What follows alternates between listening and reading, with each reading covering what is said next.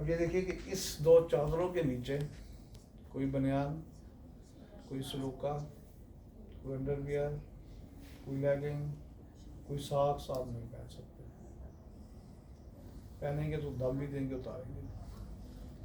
اگر آپ کو مسئلہ ہے کوئی پیشاب کے قطروں کا، کوئی بلڈ کے قطروں کا، تو پھر آپ چھوٹا سا لنگوٹ پہنیں گے جیسے پہلوان پہنتے ہیں، اور دم بھی دیں گے.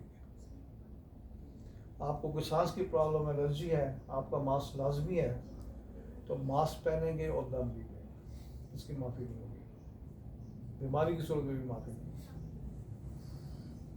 آپ کو پیشاب آ جاتا ہے، آپ کے باتھ روم میں سفر میں اچھے باتھ روم بھی آئیں گے، صاف ستھرے، گندے بھی ملیں گے. اگر آپ شیئرنگ میں جا رہے ہیں، 8 بندوں کا ایک ہے، اس میں اور بھی لوگ بیٹھتے ہیں، تو وہ گندا بھی ہو سکتا ہے. اس بیگ میں 10-15 ٹیشو رکھیں گے آپ بغیر خوشبو والے. اگر آپ دیکھتے ہیں ایسا کموڈ ہے، وہاں آپ کو میکسیمم کموڈ اوپر والے ملیں گے. اگر وہ کموڈ گندا ہے، پہلے اس کو پانی سے صاف کریں، پھر ٹیشو سے خشک کریں، پھر آپ بیٹھ کے آرام سے اپنی حاجت پوری کریں. اور اگر اٹھتے وقت لگتا ہے ٹانگوں پہ کچھ لگا ہے، تو پیچھے شاور مار لیں. پھر چادر یہ پہن لیں. چادر ایک اتار سکتے ہیں باتھ روم میں، دونوں چاہیں دونوں بھی اتار سکتے ہیں. اگر ایسا باتھ روم ہے کہ آپ کا ناپاک ہونے کا خطرہ ہے، دونوں چادریں آپ اتار لیں، دوبارہ پہن لیں. آپ کی یہ نیت نہیں ٹوٹے گی جو آپ نے کی ہوگی. ٹھیک ہو گیا. کچھ لوگ یہیں پہ آپ دیکھیں کہ دایاں کندھا ننگا کر کے پھر ہوتے ہیں. یہاں نہیں کریں گے. آپ دایاں کندھا ننگا کریں گے جب طواف کے چکر شروع کریں گے. 7 چکروں میں دایاں کندھا ننگا کریں گے. کیسے کریں گے؟ یہ اس کام کو، اس عمل کو استباح کہتے ہیں. یہ دیکھیں، نیچے سے کیا اور اوپر کر دیا، اس کو استباح کہتے ہیں. یہ کس لیے کرنا ہے؟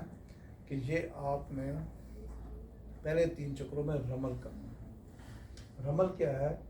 کہ مکہ بنائیں گے، ڈولا بنے یا نہ بنے، پہلے 3 چکروں میں پہلوانوں کو بتائیں گے.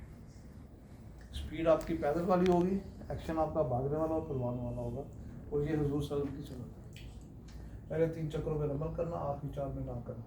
میں نے آپ کو پہلے بتایا کہ تقریباً 95% سنتیں حضرت ابراہیم علیہ السلام کی ہیں، اور 5% رسول اللہ صلی اللہ علیہ وسلم کی ہیں. اور یہ لباس حضرت ابراہیم کا ہے. ٹھیک ہے جی. اور 7 چکروں کے بعد کندھا ڈھانپنا ہے.